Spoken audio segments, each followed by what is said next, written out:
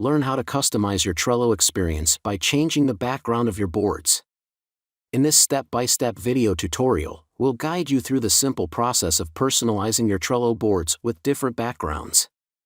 From selecting preset themes to uploading your own images, discover how easy it is to add a touch of personality and organization to your Trello workflow.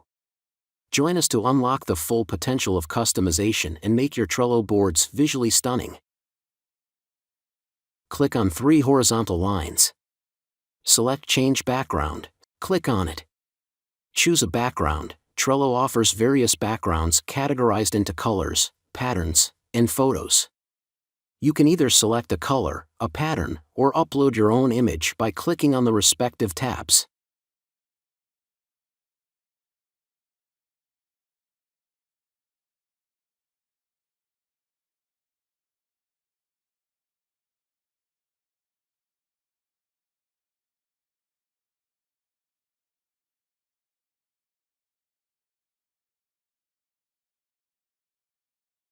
I hope this helps. Let me know if you have any other questions.